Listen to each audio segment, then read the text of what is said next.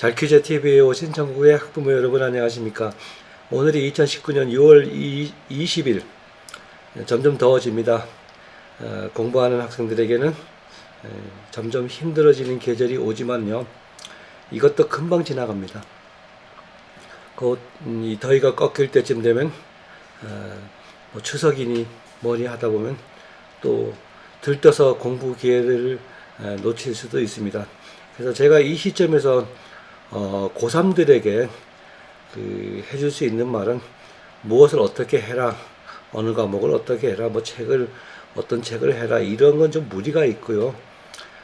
지금 이제 마지막 단계에 왔을 때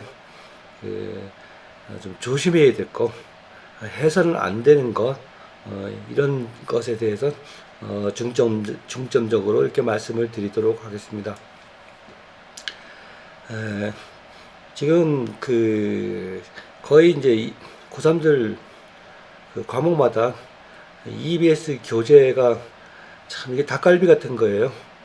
안 할라니 찜찜하고 할라니 별로 효과가 없는 것 같고, 그래서 EBS 교재에는 현재 고3들이 꼭 봐야 될 것은 국어와 영어, 그리고 탐구는 문제풀이 정도 교재로 사용하시면 무난할 거라고 이렇게 생각을 합니다. 특히 사탐 같은 경우는 뭐 어떤 면에서는 교과서가 워낙 많다 보니까 일종의 EBS 교재가 교과서 같은 역할을 하는 과목이 있습니다. 그래서 다른 참고서 뭐 학원 강사들 교재 이렇게 있겠지만은 교과서에서 교과서에 편중돼서 문제가 나거나 이렇지는 않거든요. 전체적인 교집합에 해당되는 내용을 가지고 교과서에 있는 자료를 이용할 수는 있어요.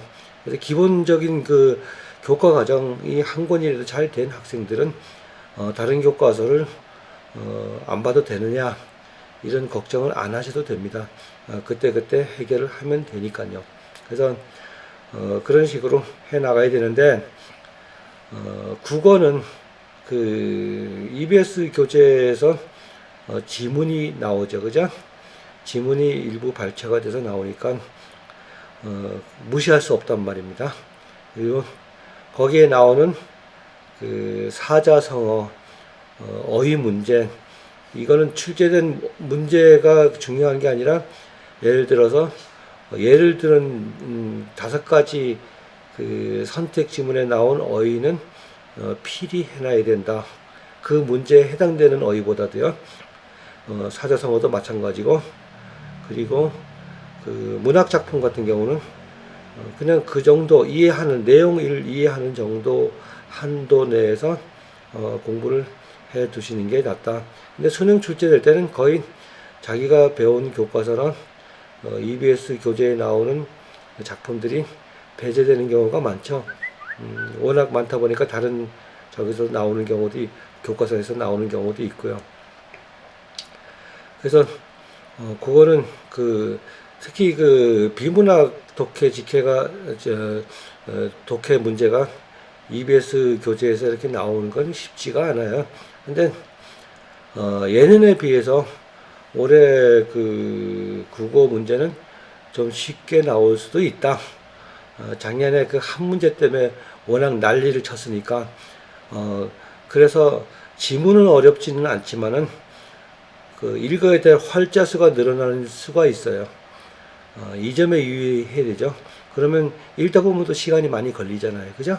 그럼 문제는 쉬워도 다 읽지를 못해서 문제를 못 푸는 경우는 그건 개인 탓이다, 이렇게 말하기 좋잖아요. 그런 점을 감안해서 국어 EBS 교재 수능 특강, 수능 완성 이 정도 해주는 게 좋고요. 그 다음에 영어는 듣기, EBS 수능 특강 영어 듣기 유형에서 거의 나니까, 혹시 듣기가 틀린다고 하는 애들은 듣기 교재를 필히 해야 되겠죠. 그리고 수능 완성에 나오는 EBS 듣기도 필히 해야 되겠고,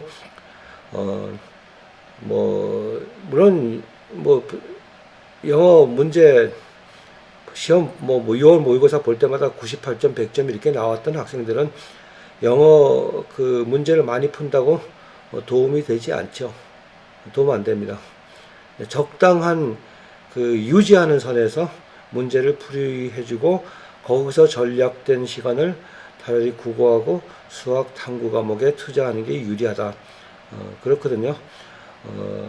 영어 과목은 문제 많이 푼다고 절대로 점수 올라가는 게 아닙니다. 그게 언어 영역이기 때문에 그래요. 그래서 그 컨디션 조절하는 정도, 그걸 뭐라 그러죠? 그걸 유지하는 정도에서 이렇게 가끔 문제풀이 해주면 뭐 큰 문제는 없다.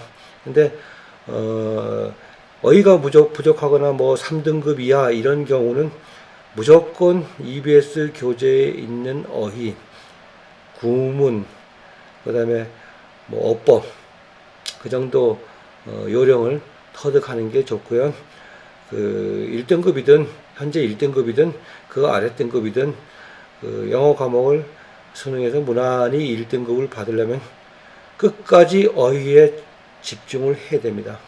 그래서 EBS 교재에 있는 어휘 있고 EBS 그 사이트에 들어가면 필수 어휘가 있어요. 1800개, 작년 같은 게 1800개 어휘가 있는데 그 정도는 지금부터 열심히 해서 익혀두시라. 그래야지 수능 때 제대로 위력을 발휘하거든요. 영어 과목에 있어서만큼은 어휘는 만점을 받는 애들이든지 등급이 처지든 애들이든지 누구나 할 거 없이 어휘는 끝까지 다 해야 된답니다.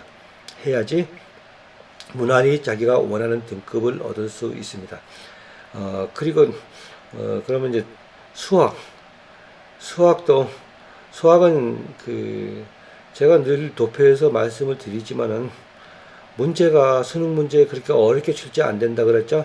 자, 여러분들 등급이 3등급, 4등급으로 떨어져 있는 학생들은 수능에서 3문제 틀리면은 대성공이죠, 그죠? 거의 90점이 넘어가잖아요, 그죠? 그렇게 받으려면 어떻게 해야 되겠어요? 어려운 문제 치중하지 마세요. 어려운 문제. 가장 개념에 충실한 기본 그 문제. 예를 들어서 센 교재의 1단계는 물론이고 2단계 정도까지 이렇게 개념 학습에 충실해달라. 어려운 문제 지금 이 시점에 와서 많이 푼다고 점수가 올라가는 거 아닙니다. 나머지 문제는 다 그 개념의 기초 문제로 27문제를 능히 풀 수가 있거든요. 스피드도 좀 길러야 되고요. 그렇게 해야 되겠죠. 그래서 수능을 다 맞아야 되겠다. 그래서 다는 뭐 무리가 있을지 몰라도 한 문제를 포기하고 그 29문제 맞춰야 되겠다. 이렇게 갔을 때는 공부해야 될 양과 풀어야 될 문제 난이도의 수준이 확 차이가 납니다. 그래서 작전만 잘 짜면은 한 문제 선에서 커버하는 데는 무리가 없다.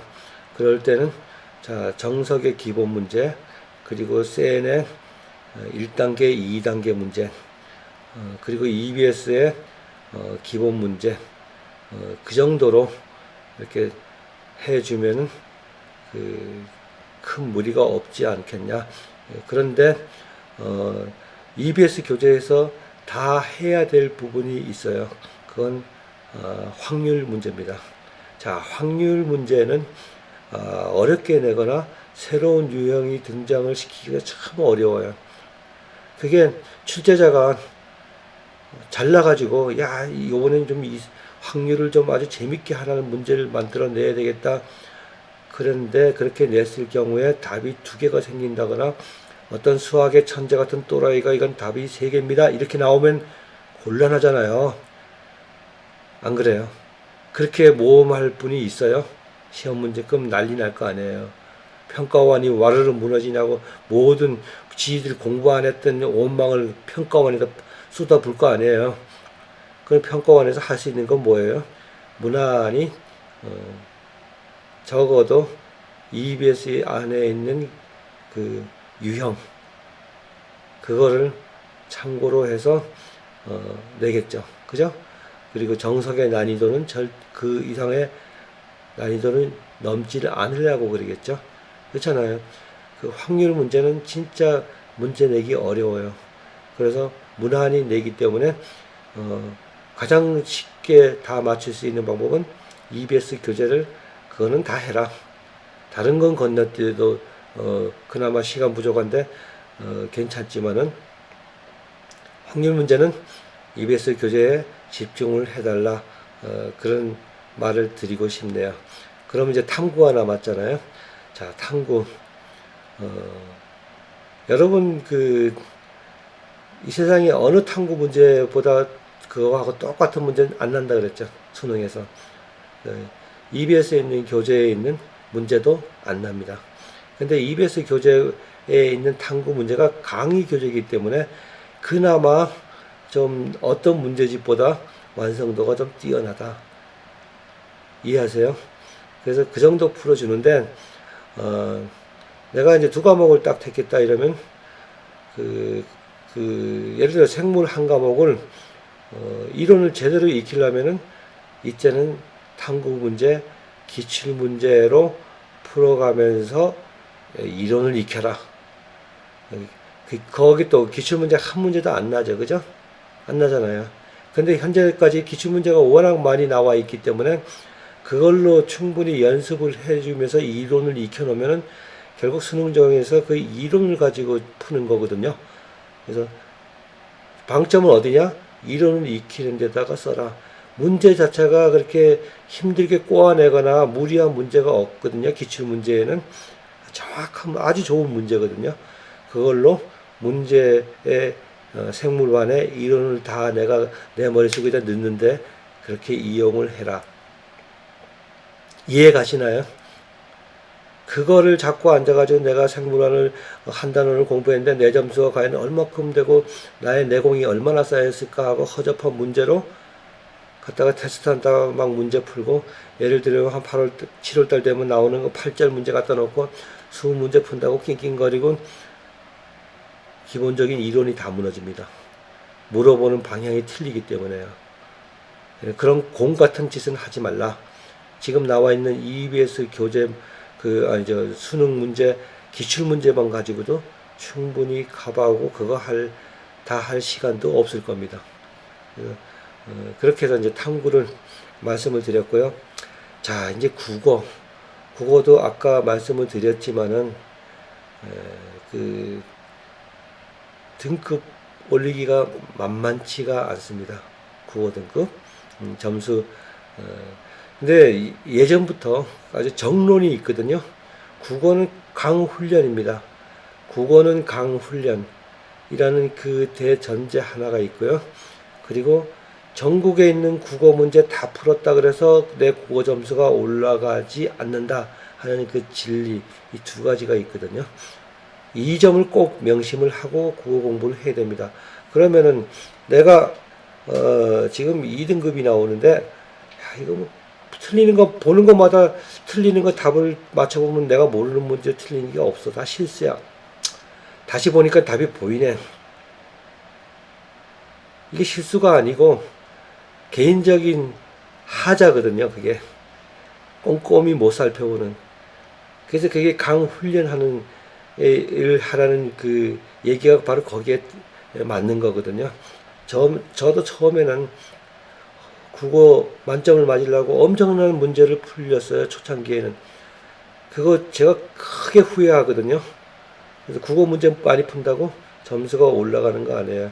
국어 공부에서 점수를 올릴 수 있는 파트가 따로 있어요. 어휘, 어법, 그리고 문학작품 내용 파악을 하는 거. 내가 모르는 작품이 나왔을 경우 상당히 당황하잖아요. 문학작품. 예전에는 모르는 작품 나왔다 그러면 다 버쩍 얼어서 틀리는 게 정석이에요. 근데 지금은 문학작품 모르는 거 나와도 다 그렇게 어려워하지 않잖아요. 쉽다는 얘기예요. 그래서 그렇게 문학작품 겁먹을 필요 없다. 어떻게 보는 내용 파악을 하는 방법만 제대로 뭐 시적 용어라든가 그런 거 있잖아요. 제대로 익혀놓으면은 그렇게 어렵지 않다. 그 다음에 고전도 뭐 100% 그건 내용 파악만 할 줄 알면 맞추잖아요. 그죠? 정서만 느낄 수 있으면 같이 공감만 할 수 있으면. 그래서 국어는 강 훈련을 하면 등급이 분명히 업 되는데 그게 쉽지 않거든요.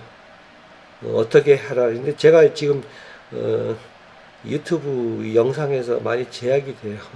제가 정석을 뭐 이렇게 카피해서 쓴다 이런 걸 이렇게 올렸더니까 우리 구독자님께서 걱정이 되셔가지고 메일을 주셨더라고요. 그건 나중에 뭐 문제가 되니까 맞는 말이에요. 맞는 말이에요. 근데 이제 뭐 정석 자기네 책을 선전해 주니까 참고 있겠죠. 근데 뭐가 조금만 삐끄덕하면 문제를 태클을 걸겠죠. 그래서 일부 제가 삭제를 했는데요. 뭐 그 정도는 뭐 문제가 될 거 없다 이렇게 생각을 해서. 근데 그것도 또 듣고 보니 뭐 유튜브 하면서 이래저래 발 걸릴 생길 필요가 있겠나 이렇게 싶더라고요. 그래서 여기서 이렇게 노골적으로 말씀드리지 못하는 부분도 굉장히 많아요. 그 제가 있는 곳이 지금 여기 원주거든요. 서울권이나 경기 인천권에서는 보통 여기까지 오는데 2시간이면 돼요. 그래서 혹시나 제 강의를 듣는 고3 부모님들이 국어 등급업이나 국어의 문제를 최저 등급을 맞추는데 국어가 참 어렵다 이러시는 분이 있을 경우 그거는 이제 부모님이 옆에서 도와주면은 반드시 등급업 시킬 수 있거든요. 국어 문제 풀면서 쉽게 말해서 답을 보니까 다 아는 문제 틀렸더라. 이런 부분을 상당 부분 고칠 수 있는 방법이 있어요. 그런 경우 부모님이 옆에서 아이가 문제풀이 할 때 도와줄 수 있다면은 이곳에 한번 다녀가셔라. 그걸 권해드리고 싶네요. 그럼 한 4시간 동안 저하고 같이 문제풀이에서 강훈련하는 방법을 익혀가지고 집에 가셔서 국어하고 탐구를 잡는 방법을 어머니가 도와주시면은 어느 정도까지는 지금 그냥 개인적으로 학원 다니고 뭐 문제풀이 하는 것보다는 월등하게 좋은 점수가 나올 수 있다고 저는 여태까지 그런 성과를 얻었기 때문에 이렇게 권해드리는 거거든요. 그래서 혹시나 여기까지 다녀가셔서 그걸 한번 고쳐보겠다 하는 생각이 있으신 분은 저에게 메일을 주세요. 그러면 많은 분을 못 해드려요. 저도 제 생활이 있기 때문에 사실 유튜브 하면서 엄청 힘들거든요. 뭐 이런저런 상담도 받아드려야 되고 또 그러다 보면 또 참 좋으신 분들도 많고 제가 여기서 말씀은 못 드리지만 참 좋으신 우리 구독자님들 많아요. 그래서 제가 그분들 이렇게 저한테 이렇게 베풀어 주시고 펼쳐 주시는 마음에 제가 조금이라도 조금 더 열심히 하고 있거든요. 그래서 그런 점도 있으니까 고3들 중에 부모가 도와줄 수 있는 조건이만 맞으면은 한번 다녀가시는 것도 괜찮다. 단 여기서 다녀가실 때는 이거는 제가 유료로 한다. 왜냐하면 하루 종일 저는 꼼짝을 못 하거든. 사실 말이 1시까지 오는 거지만은 그날 아무것도 못 합니다. 저녁 때 갈 때까지 아무것도 못 해요. 그리고 힘도 들고요. 그래서 이거는 뭐 학원 건물 유지비도 좀 내야 되고 그래야 되기 때문에 그냥 유료로 하겠습니다. 그래서 그런 조건을 한해서도 하시겠다 그러면 메일 주세요. 제가 이 영상 밑에다가 메일 주소를 적어 놓겠습니다. 그리고 마지막으로 고3들에게 늘 하는 얘기지만은 너무너무 빠른 시간 내에 이거 지나간다. 금방 지나가요. 불과 이제 몇 달 안 남았거든요. 지금 거의 다 뭐 수시니 뭐니 이제 정신이 없을 거예요. 수시에 너무 그렇게 올인하지 말라. 내가 갈 수시의 대학을 골라놓고 한번 보세요. 판단을 해보세요. 바보가 아닌 이상은 여기 나와서 취업이 될 건가? 그게 어려우면은 쓰지 마세요. 그게 어려우면. 지금부터 그 수능 문제가 지금 전체적으로 그렇게 어렵게 안 나는 이 시점에서 차라리 공부하셔서 정시로도 그거보다 더 좋은 대학을 가니까 그건 제가 장담을 하거든요. 열심히 했을 경우에. 그러니까 또 얼마 안 남았다고 두려워하지 마시라. 모든 수많은 학생들이 이런 똑같은 시기를 겪어서 갔어요. 여기서 좌절하거나 뭐 딴 방향을 찾거나 이러지 않고 열심히 공부한 애들은 다 좋은 성과를 가서 그렇게 얻었고, 그리고 또 성에 차지 않아서 재수를 하더라도 지금 공부한 게 득이 되지 그 수시 찾아본 게 득이 되는 건 아니거든요. 제 말 이해하시죠? 열심히 공부를 하세요. 공부는 어려운 환경에서 더 하기 힘들지만 실력은 더 올라갑니다. 이제 비가 오기 시작하고 후덥지근하고 불쾌질 수는 없고 모든 게 짜증나고 모든 게 불안하고 하시겠지만 그럴 때일수록 공부에 열중을 하는 게 모든 게 편합니다. 그래서 열심히 하시고요. 좋은 성과 얻으시기 바랍니다. 그리고 이제 앞으로 제가 유튜브 할 계획은 지금 제가 너무 늦게 유튜브를 시작하다 보니까 현재 고3들을 많이 도와주지 못했지만은 올 2학기 말쯤 되면은 그 예비 고3들이 생기잖아요. 그죠? 거기서부터는 한 과목 정확하게 페이지까지 짚어서 학습 진행을 유튜브로 도와드릴 것입니다. 그리고 그 아래 학년도 마찬가지고요.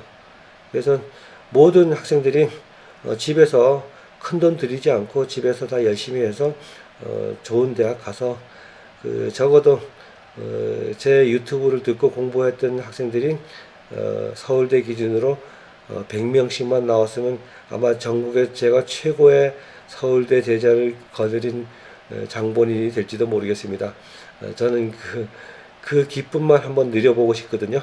그래서 차근차근히 진행을 드릴 테니까 그 진도에 늦추지 않도록 열심히 공부를 해 주시기 바랍니다. 자, 고3들 화이팅!